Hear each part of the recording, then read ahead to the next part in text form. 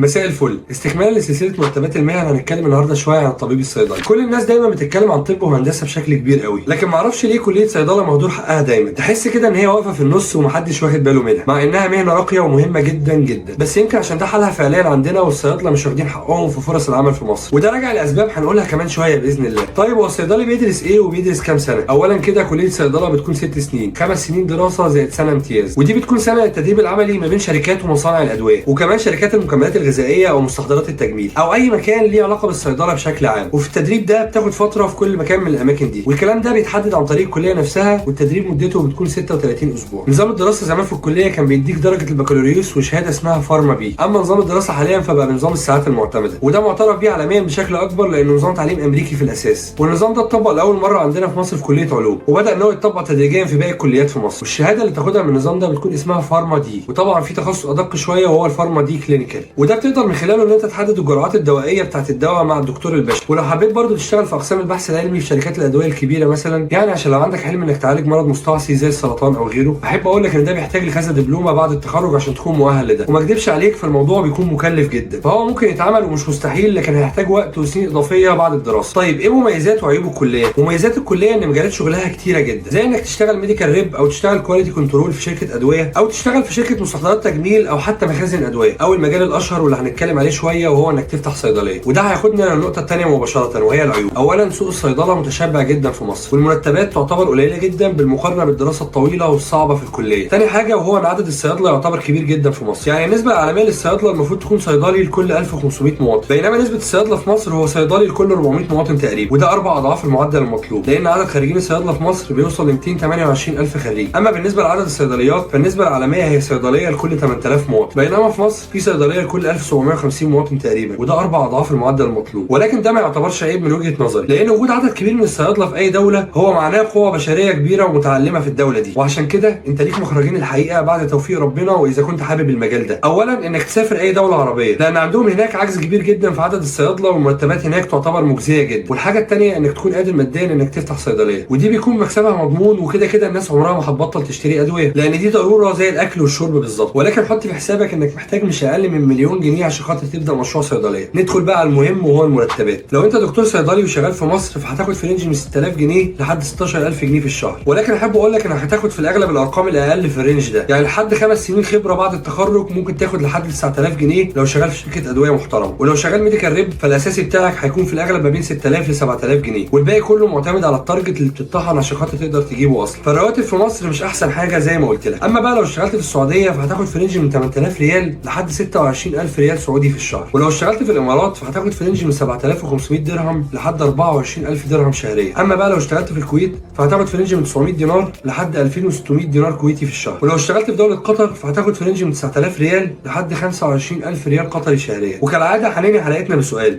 لو بتحب كليه صيدله برغم كل الصعوبات اللي اتكلمنا عليها دي، هتجري ورا شغفك ولا هتدور على حاجه مجزيه بشكل اكبر في المستقبل القريب؟ يا ريت تشاركونا بارائكم في الكومنتات. بس كده يا سيدي، لو عجبك الفيديو اتمنى تدعمني بمتابعه ولايك وشير، وشكرا لكم. سلام.